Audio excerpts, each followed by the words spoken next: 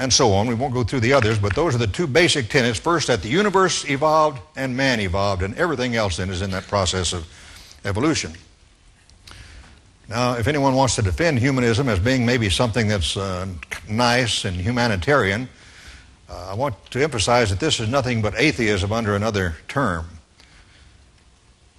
The days of Charles Darwin were, of course, marked by times when everybody in a very short time moved over to believe in evolution, even in the Christian West. And unfortunately, many theologians were in the vanguard of causing the churches to follow evolution. But there was one great theologian of the time, a man by the name of Dr. Charles Hodge at Princeton, who didn't follow that lead. He wrote a book entitled What is Darwinism? And he analyzed the teachings of Darwinism thoroughly, and he came to the conclusion that although not all evolutionists are atheists, evolution itself is atheism. Darwinism is atheism. And of course we see that today very firmly established and taught in all of our public institutions, not only the schools and universities, but the news media and the government and so on. I think it's interesting to note the statement of Dr. Isaac Asimov, who is probably the world's most prolific science writer. He's written over 500 science books. He's written on just about every field of science there is. He's even written a couple of Bible commentaries, although I don't know why he would do that, because he doesn't believe the Bible. Anyway, he says this, and the reason I'm reading this is because he is the current president of the American Humanist Association. He says, I am an atheist out and out. It took me a long time to say it. I've been an atheist for years and years, but somehow I felt it was intellectually unrespectable to say one was an atheist because it assumed knowledge one didn't have. Better to say one was a humanist or an agnostic. But I finally decided I'm a creature of emotion as well as reason. Emotionally, I'm an atheist. I don't have the evidence to prove that God doesn't exist, but I so strongly suspect he doesn't, I don't want to waste my time. That's the statement of Isaac Asimov, the most influential science writer of our day and the president of the American Humanist Association. And note the significant point that he makes there. He says, I don't have the evidence to prove atheism. I believe in atheism because that's what I want to believe. Emotionally, I'm an atheist. Now, if Dr. Asimov doesn't have any evidence to prove evolution, nobody does, because he knows science as well as anybody in the world. He's written on every field of science. He's a good scientist. He knows the facts of science. But he insists on interpreting them all in terms of atheism because that's what he wants. And really, anyone who is an atheist simply because he wants to be, not because there's any scientific evidence for it. Well, not only has evolutionism served as the basis of humanism and atheism, getting rid of God, but also has gotten rid of Christianity. Now let me read a statement from the American Atheist magazine. Now I'm sure that not too many people read this, because I don't guess a lot of people who go to church subscribe to the American Atheist. I do, because I want to see what they say. And this was in the American Atheist magazine. This is published by the American Atheist Association under Madeline Murray O'Hare there in Texas.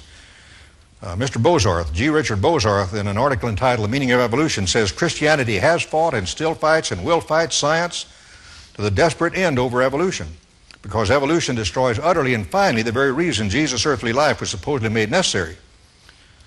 Destroy Adam and Eve and the original sin. In the rubble you'll find the sorry remains of the Son of God. Take away the meaning of his death.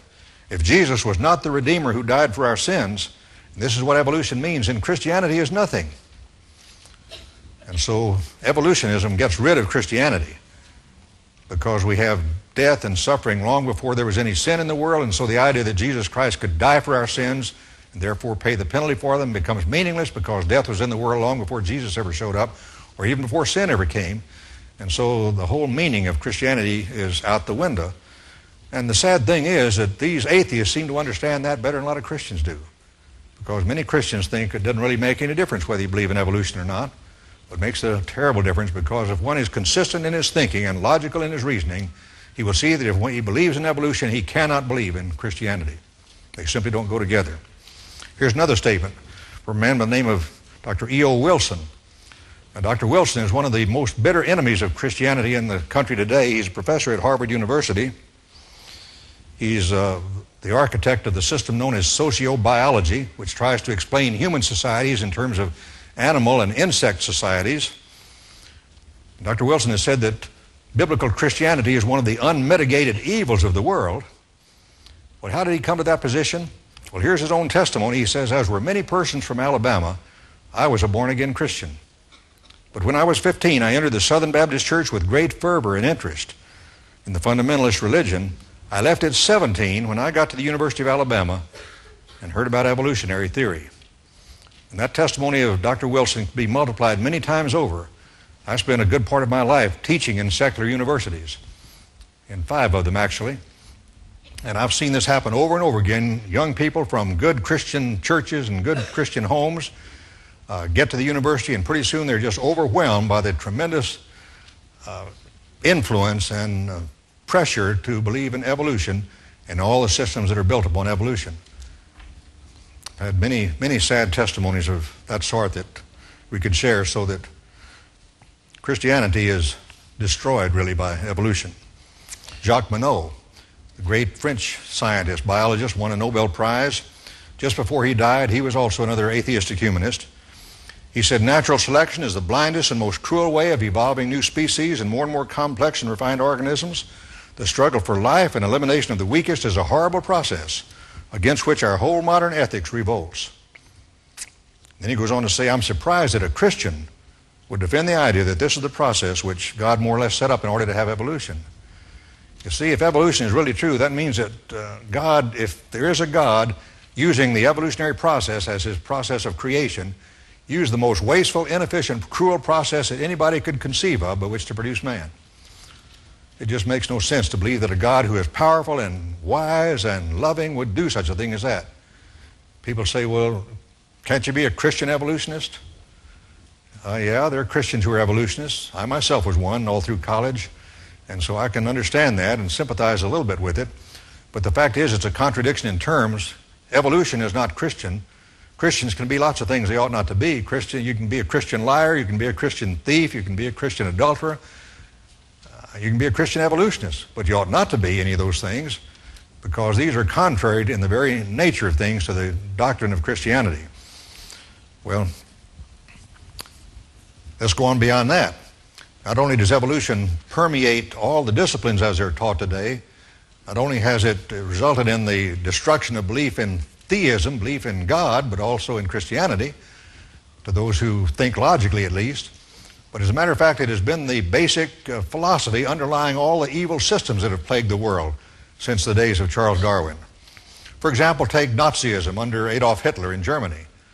Now, I don't know whether everybody realizes or not that Hitler was a thoroughgoing evolutionist, and his whole philosophy was based on evolution. And he believed in the idea that there was an evolutionary struggle among the different races and nations, and he thought the Teutonic race was better than all the others because it had evolved further, and therefore it was destined to rule the world.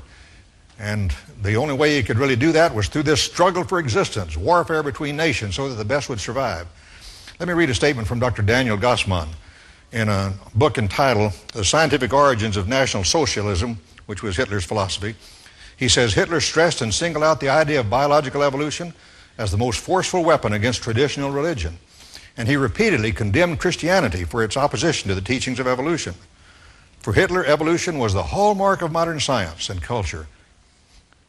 He defended its veracity as tenaciously as Haeckel, who was Darwin's contemporary in Germany and popularized evolution in Germany, leading finally to World War I and World War II, based on Darwinian teachings."